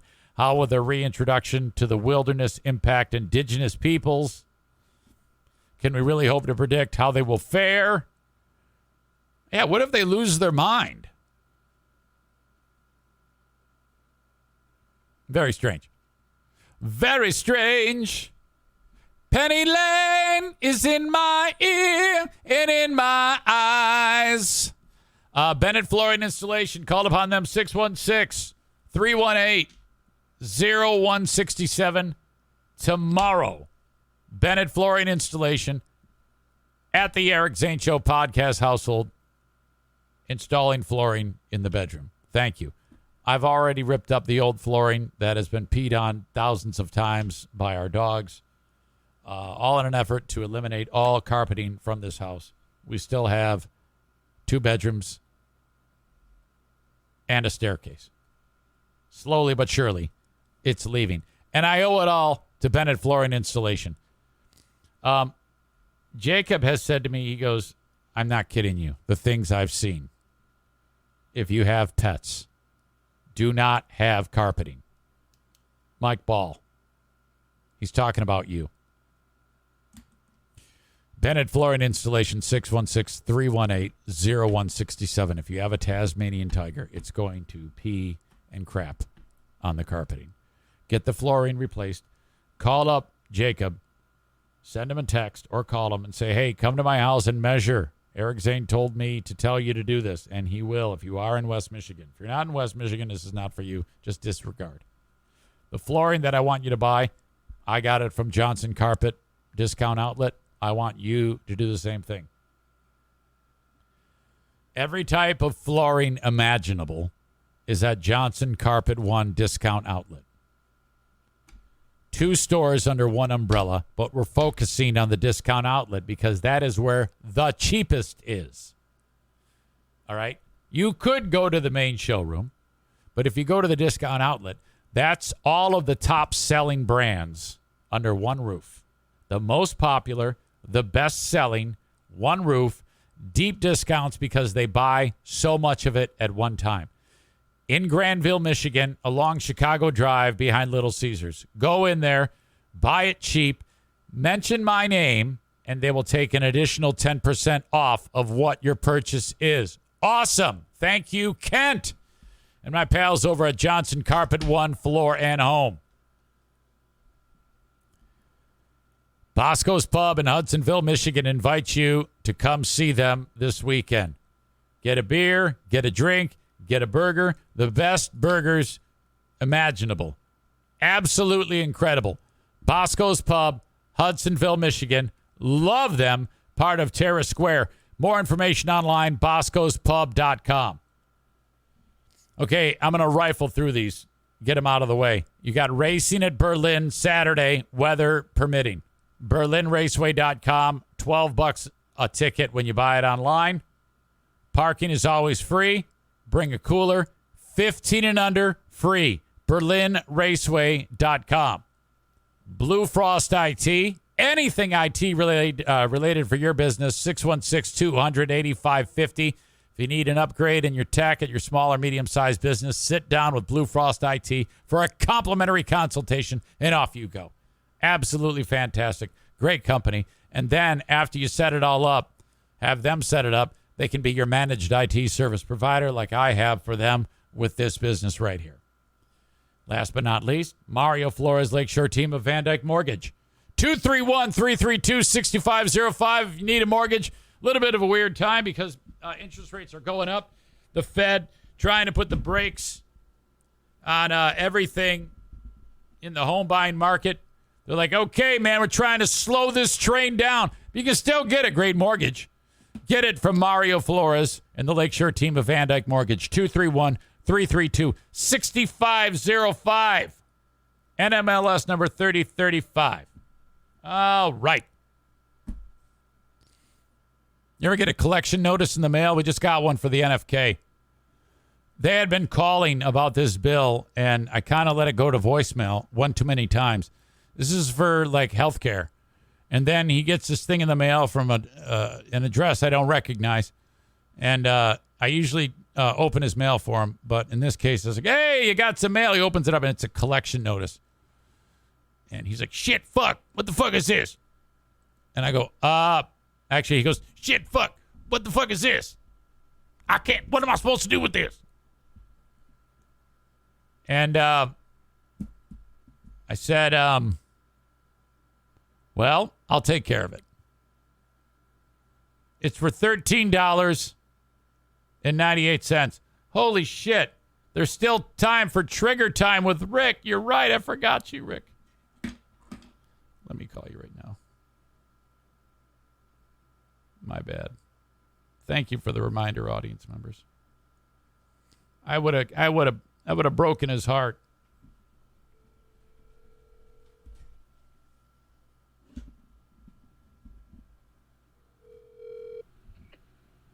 Well. I had a feeling I was forgetting something. Have you ever done that? I had a feeling, absolutely. I had a feeling last night when you didn't send me the show notes. I'm like, I bet you forgot. Yeah, I send you, hey Rick, this is what I want to talk about, or what we can talk about, and you're right, I didn't do that. And as bad as I wanted to have a good segment today, even worse, I wanted to have something to hold over your head. Okay, well, so I'm late, but I mean, can we still salvage this, Rick? I can't do it today. I scheduled something for 9:30, and I'm loading my trailer up and heading over there right now. It's actually the axe throwing stuff, so I'm grabbing the axe throwing stuff today, so hopefully in a few weeks we'll have that up going. That's okay. That's okay. So while you're doing this, when you say axe throwing stuff, some guy had an axe throwing business, and you bought all of the supplies for that, right? Basically, yeah. So they're basically prefab, ready-made to go, and I just got to clear a spot and pretty it up and put it together. So put a fresh coat of paint on it and throw some axes. That's right. Yep. All right. That'll be another thing we can do at TC Paintball. Yeah, absolutely. So that, I know I said it before. I say it a lot. We need to get to scheduling that next one. I'll look at dates and send you a handful of possible dates so we can start promoting it. So that means we'll do paintball and then we'll throw axes. Pretty cool, right? Yeah. All right. I'm all about it. Yeah, I think it's going to be a really good, I think it'll be a good add-on for bachelor parties. We do a lot of bachelor parties, and I think that's just a no-brainer add-on. You know, I think once I say it, they're going to be like, oh, my God, heck yeah, let's add that to the end. Yep. I think that's a great thing. So, basically it's one cost for you to get the shit, and then that's it. Everything else is sky's the limit. Yeah, there's some upkeep costs, and it's going to come in. And typically, the way I do everything is I get it running, and then I improve it as I go. I know the improvements I want to make. I've studied the industry just a little bit on what's good and what's bad out there, and it really comes down to the target itself. And I'm going to make I'm going to build a really good target. And the difference in the good and bad targets is the good targets, the axes stick to them all the time, no matter which way the blade hits it. And the bad targets, you kind of got to hit it with the grain to get the axe to stick in there. So we already know what upgrades we're going to make. We just got to get it in here and get it rolling and then start going in that direction. I think you need styrofoam targets. No. You just stick to being a big mouth. Let me handle this. Okay, I can't wait. Well, I'm sorry I screwed everything up. That's okay. We had a good chat anyway, and next week, send me the damn talking points. Are the guys being accused of convicting or wanting to kidnap Whitmer going to go free? I think anything can happen, man. I don't know. I thought it was a kind of an open shut case when it happened. They sound like radicals. But I don't. Why did they get acquitted the first time? What happened there? I don't know any of the details of the case. They didn't really say that here was the problem. You know what I mean? I don't know, man. I don't know. Maybe they want to burn these ones that are still on trial worse than what they wanted to burn the ones they acquitted. I don't know. But I think anything's possible. But I think that I don't think that they're all going to go free. I think they're going to this latest round of trials is going to produce some convictions. All right, make sure you listen to my call of Sal and maintenance. Yeah, I listened to the Patreon yesterday, but I didn't get to listen to that one yet, so I'll listen to that today. Okay. I heard it was good. Have a good one. Take it easy. All right, see you. Rick from TC Paintball, abbreviated version of Trigger Time. Had to get a couple questions in. Rick can talk. Now, think about Rick. Talks fast. He's sharing his points, though wrong, usually. But different than Chris in Minnesota. He doesn't bore you to death with minutia.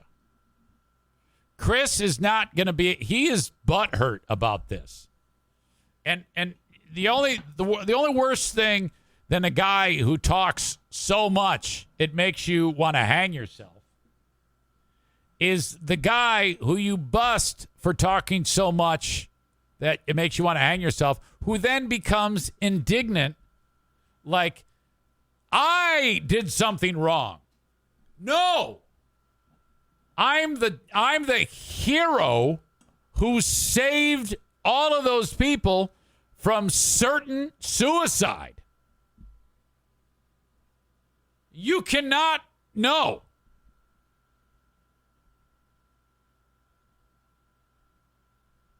Aram says Kenny is so much better than Chris in Minnesota. You mean at editing? Well, yes.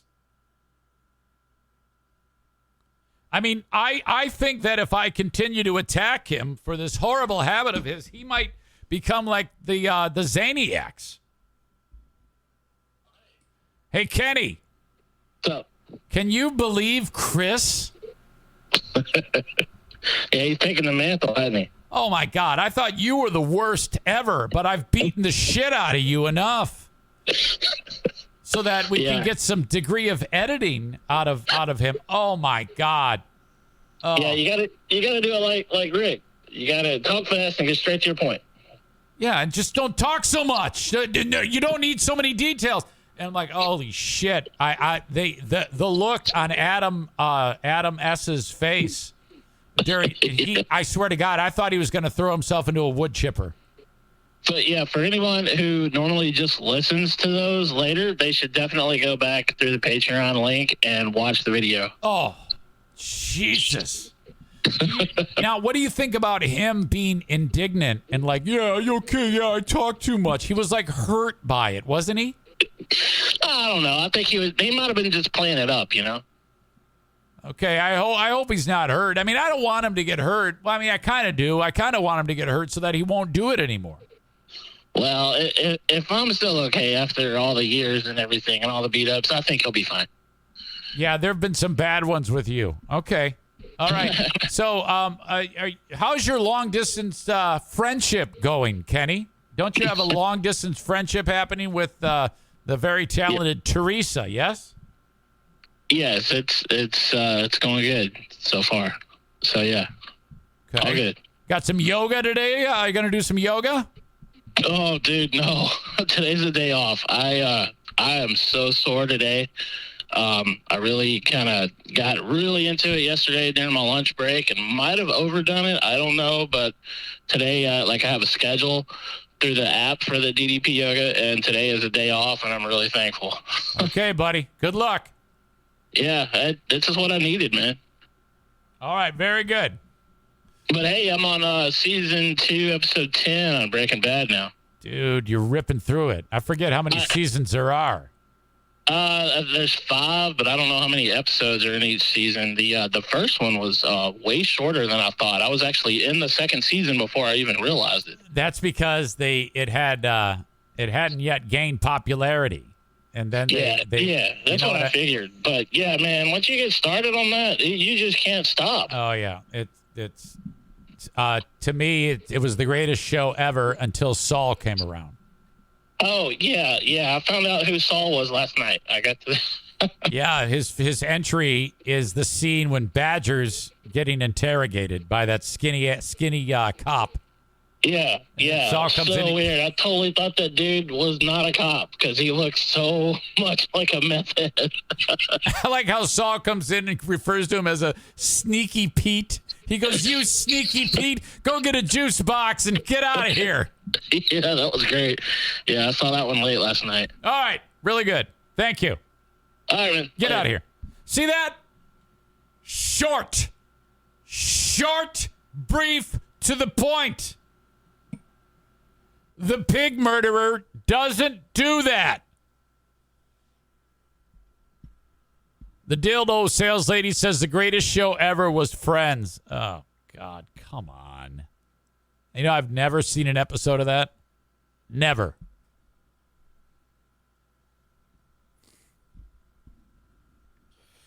All right. A lot going on, and I still have a story that I want to talk to you about right now, and I cannot believe this has happened yet again. I believe it was about a year ago that it was a story about somebody was on a bike, I believe in Florida, and as I remember, as the guy was on a drawbridge, maybe it was a chick, the person that was running the drawbridge hit the button without looking, and the fucking thing opened up. And, well, that was it. Somebody died. The guy on the bike died, and, it was just hideous. And you would think that in the description of drawbridge operator, the number one thing is, before you open the drawbridge, make sure there's no one on the drawbridge. This one out of Milwaukee. Audio, check. Video, check. 71-year-old man falls to his death. We're hearing from the family of the Rhode Island man who died on the Kilbourne Avenue drawbridge in Milwaukee. CBS 58's Yukari Nakayama talked to his children and has more on how they're remembering him.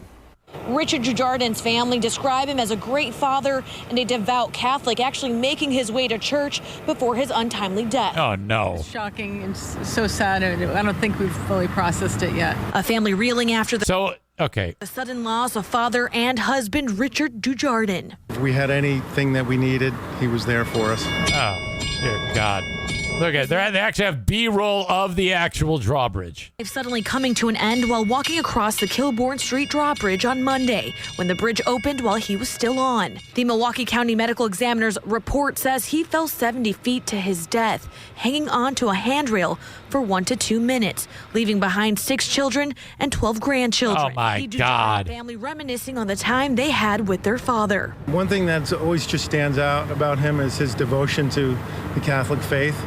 In fact, that day that he was walking across the bridge, he was going to Mass. They describe him as a traveler. He was in Milwaukee for a conference. He was always very curious, and he was always very comfortable to be around. And a natural-born storyteller, a reporter for the Providence Journal in Rhode Island. His favorite beat, religion. He got the Lifetime Achievement. Look, he met the Pope. Newswriters Association in 2015. But what they say will never be forgotten is the bond Dujardin had with his wife, Rosemary, married for over 50 years. They were never bored because they would always be doing everything, and they would just always be just exploring life, talking, interacting. And they wrote love letters to each other every day. Memories they'll cherish and carry with them.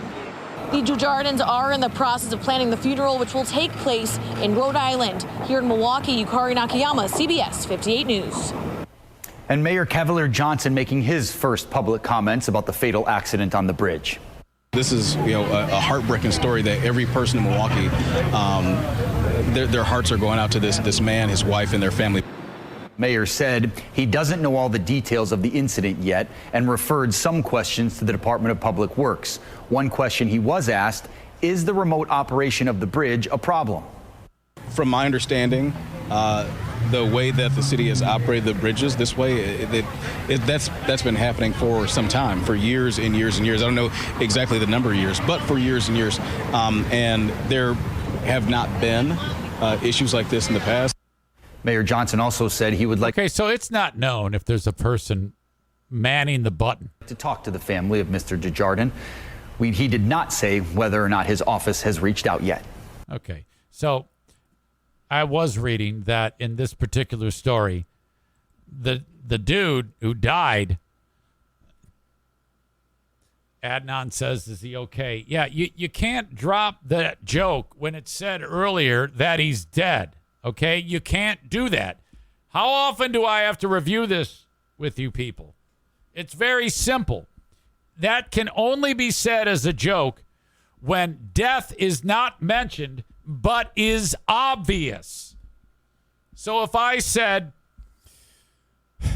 the woman was ripped apart by 50 sharks. All that was found was an eyelid. If you then ask, is he okay? That does apply.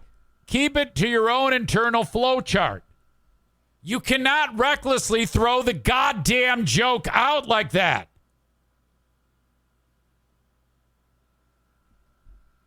No more.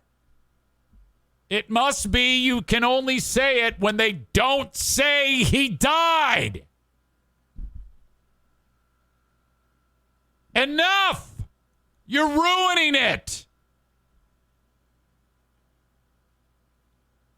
I've worked so hard to teach you.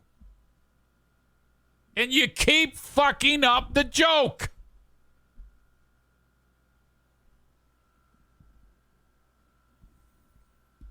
Stevie says, who's getting yelled at now? Go back and listen. It's Adnan wrecking the is he okay joke. You can't do that, man. God. Anyway, you ever have like Diana always yells at me, keep up. Come on. You're so slow. Hurry up. And like my daughters, my son, my grandkids, my daughter-in-law, my future son-in-law, Diana, they'll all be walking ahead of me, and I'm putzing behind them. This guy, when you're old, you putz. You're putzing around.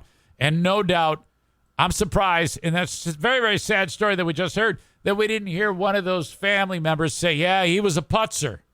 He was known to putz around. And that is only a term that you can describe someone who's old and slow, like me. And like Mr. Dujardin, who fell 70-some feet to his death as a putzer. So because of the putzer, it says here his wife had already made it across to the other side. And she's like, come on, putzer, let's go. Huh? Because Richard was hard of hearing. Quote, the lights, bells, and arms came down at each end of the bridge. However, Richard was hard of hearing. He thought, and it is thought, that he didn't notice them. He walked slowly and wore a hearing aid. God, of all the times that you don't want to walk slowly or be alone, if you can't hear, is on a drawbridge. He was also looking at an iPad as he crossed the bridge. These are all things that the city is going to say are the reason why they don't have to pay millions of dollars to the family of Richard Dujardin in the pending lawsuit, because there's got to be a lawsuit. And how about that mayor? He goes, yeah, I don't know, man. I should talk to Public Works. I have no idea. Good man, I don't know. I need more info. That's what you say when you're about to be sued. You just kick that can down the road. When he indicated remote, I don't know. What does that mean? Does that mean, is someone still telling that thing to open, or is it when something approaches the bridge, does it just do it automatically? I don't know. If that's, this whole thing is fucked. Okay. The family should probably sue for millions of dollars. I mean, you're 77. There's still plenty of life in that guy. I would say millions of dollars is what the city of Milwaukee should be sued for over this. And everybody should be sued. He was looking at the iPad. You should sue Apple. You should sue the wife of the deceased guy. The kids should sue their mother because she did not, hurry him along. You should sue the actual guy who died because he was so slow. There's got to be some big lawsuits here moving forward. You got to sue Adnan for going out of his way to try to destroy my joke. I wrote that thing when I was 15, 16 years old. Okay? And it's been a perfect joke. It is a perfect joke. But if you continue to try to square peg, round hole it, fuck, I think I need to start banning people from the show. My God. Is that what I need to do here?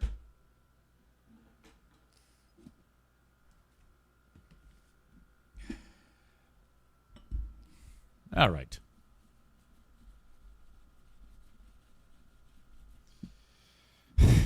I hope you all have a great weekend. I'm about done.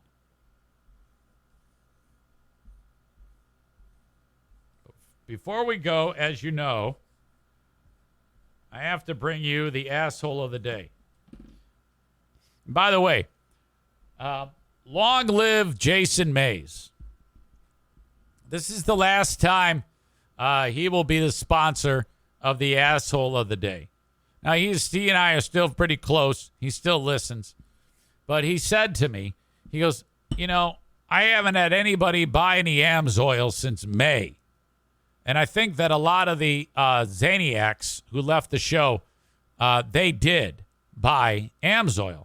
And they're probably not going to support me now because you're associated with me. And I thought, yeah, that's you're probably right on that. I mean, I would hope not because you're a good guy. But so he has said, hey, I wanna move on to the next phase, which means out of the Eric Zane Show podcast. But I want you to still consider him if you ever do an oil change. JM Synthetics. Okay, he's awesome. He's a huge supporter of the show and has been nothing but spectacular. Okay. So I need to officially make this the last time that Jason is the sponsor of the asshole of the day. It's with a heavy heart that I announce that the asshole of the day, brought to you by TC Paintball and JM Synthetics, is Adnan for ruining the joke that I worked so hard. And then with that, I will erase where it says JM Synthetics. I want you, as a parting gift, to just buy some oil from him and don't even use it. Just keep it as a keepsake of the time that we used to have. So TC Paintball is bringing you the asshole of the day. So go to JM Synthetics one more time and buy the oil and then just throw it away or give it to someone. Okay? JMSynthetics.com. Thank you. Also, thank you to TC Paintball and thank you to Adnan for winning the asshole of the day. These moments cannot go unpunished.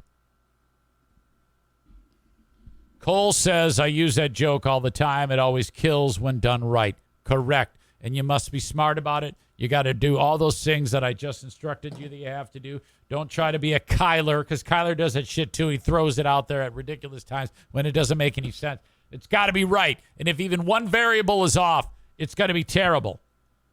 Because if you do it right and say, well, after the shark incident the hypothetical I threw by you, and you say, God, is she okay? The person who's telling you all the details is going to go, no, she's dead. And they're going to be indignant that you don't realize that. That's what's fucking funny about it, asshole. All right. That is the week in free podcasting. As we are banging on the door of show 900. In a couple of weeks, we will be there. I've got the Patreon podcast that starts in just a bit. I look forward to that with you. I encourage you to sign up. If you are on the free podcast now and you aren't on the Patreon, and I don't know all the people that are, but like Cole, if you're not on the Patreon, you need to be on the Patreon. Gonzalez 1969. I don't know if you're on the Patreon. If you're not, you got to be on the Patreon. I know Maureen is. Adnan, if you're not on the Patreon, you need to be on the Patreon. Maureen is. Amanda is. Aram is. Kenny is. Adam S. is. Saucer full of pigs. I don't know if you're on the Patreon. If you're on the Patreon, you need to be on the Patreon. Dirty Donut Race. Are you on the Patreon? You got to get on the Patreon. You all need to sign up. Thank you, folks. If not, have a great weekend. Is Saul on the Patreon? I don't know. I do not know. I'd have to go in and look. Okay. I could have been the asshole of the day for forgetting Rick.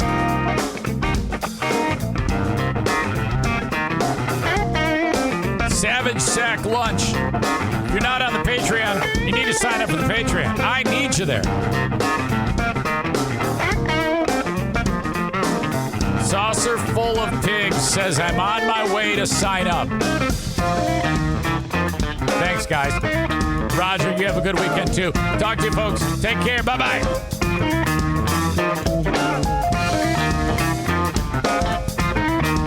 Savage Sack Lunch is on the Patreon. Thank you.